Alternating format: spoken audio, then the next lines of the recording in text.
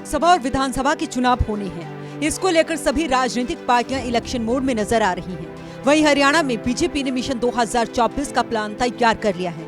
आपको बता दें कि पिछले लोकसभा चुनावों में बीजेपी ने प्रदेश के 10 की 10 लोकसभा सीटों पर जीत दर्ज की थी और एक बार फिर उस जीत को दोहराने की कोशिश में बीजेपी जुटी हुई नजर आ रही है, जिसको लेकर 10 लोकसभा क्षेत्रों में बीजेपी पार्टी को और मजबूत करने की दिशा में कदम उठा रही है।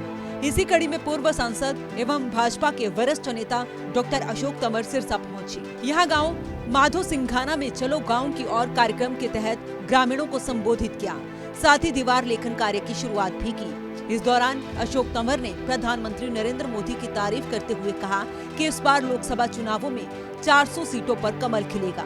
साथ ही तंवर ने मुख्यमंत्री मनोहर लाल की तारीफ भी की।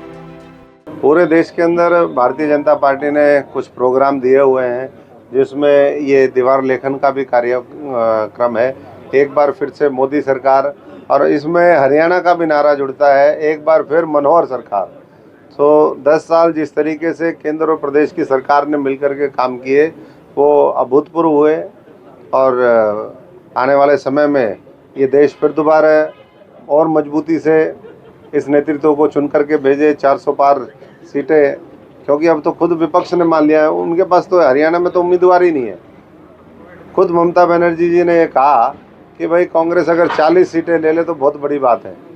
तो एक तरफ 400 पार की बात हो रही है, दूसरी तरफ 40 के लिए संघर्ष हो रहा है।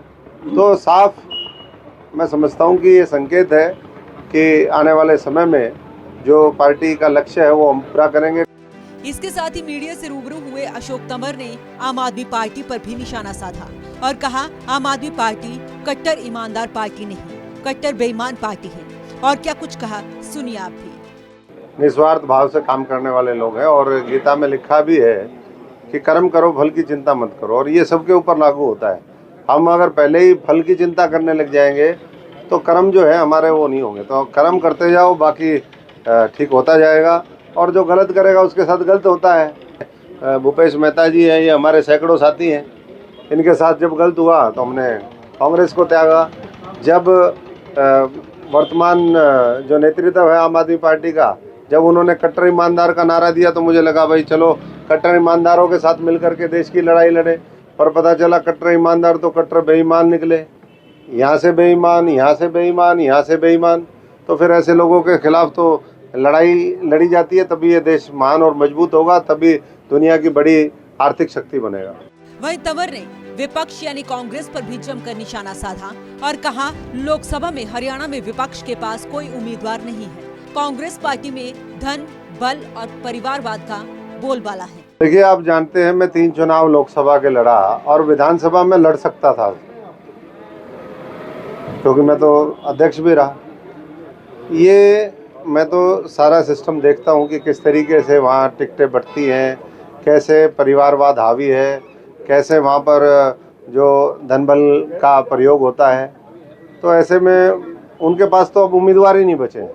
10 की 10 सीटों पे वो उम्मीदवार बता दें। हमने भी सेकंड हाईएस्ट वोट लिए तीनों चुनाव में, तो मुझे नहीं लगता कि कांग्रेस, और वहाँ तो सब लोग अपना पीछा छुड़वा रहे हैं कि भाई किस तरीके से चुनाव ना लड़ा जाए। पिछली बार कुछ लोगों ने धक्के से कहा था कि हम लड़ेंगे, बाप बेटा लड़ेंगे, दोनों लड़ेंगे। पार्टी ने उनको टिकट दे दी, वही उनका क्या असर हुआ आप देख लो। समझता हूँ कि लगातार विपक्ष बिखरता जा रहा है, सबने धीरे धीरे अपना पल्ला झाड़ लिया, और चुनाव आते आते बस कांग्रेस का कंकाल एक जगह खड़ा रहेगा, बाकी सब छोड़ करके उनको वो हो जाएंगे।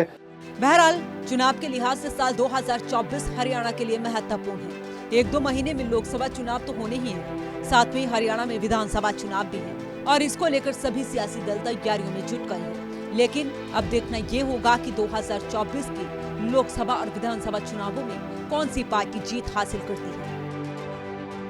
सूर्य समाचार के लिए सिरसा से सुरेंद्र सावंत की रिपोर्ट।